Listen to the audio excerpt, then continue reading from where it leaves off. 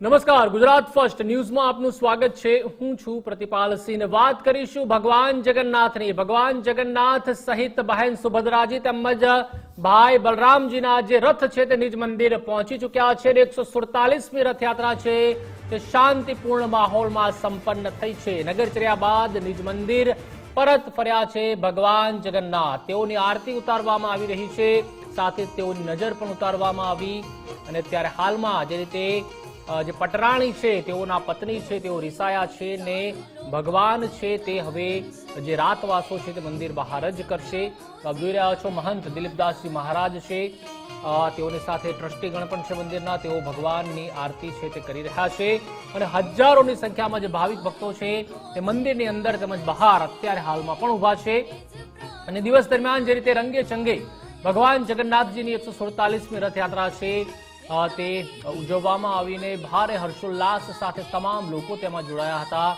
ન માત્ર અમદાવાદ પરંતુ અલગ અલગ જિલ્લા તેમજ તાલુકામાંથી પણ ખાસ લોકો અમદાવાદની રથયાત્રા જોવા માટે, નિહાળવા માટે આવતા હોય છે। અને ગુજરાત ફર્સ્ટ દ્વારા પણ સતત મેરેથોન કવરેજ છે તે આપને બતાવવામાં આવ્યું છે। આજે વહેલી સવારે 3 વાગ્યાથી લઈને અત્યાર સુધી એક જે અપડેટ છે, એક જે દ્રશ્યો છે, સમગ્ર ભગવાનનો રૂટ છે, જે રથયાત્રાનો રૂટ છે 21 થી 22 કિલોમીટરનો, તે પણ અમે આપને બતાવ્યો છે। અમારા જે સંવાદદાતા છે, અમારા સંવાદદાતાની 20 થી વધુની જે ટીમ હતી તે પણ ગ્રાઉન્ડ ઝીરો ઉપર હતી। અને તમામ જે પળ છે તે એક પણ ચૂકી ન જવાય આપણે જોવાનું, તેનું અમે પૂરેપૂરું ધ્યાન રાખ્યું। અને આજે દિવસ દરમિયાન જે સમાચાર બતાવવામાં આવ્યા છે રથયાત્રાના, 147મી જે આ રથયાત્રા છે તે શાંતિપૂર્ણ માહોલમાં સંપન્ન થઈ છે।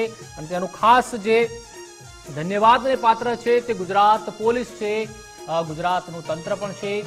સીએમ ભૂપેન્દ્રભાઈ પટેલ, ગૃહ રાજ્યમંત્રી હર્ષ સંઘવી તેમજ કેન્દ્રીય ગૃહમંત્રી તેમજ સહકારિતા મંત્રી અમિત શાહ પણ સવારે ખાસ મંદિરે ભગવાનના દર્શન કરવા તેમજ આરતીમાં તેઓ પણ જોડાયા હતા।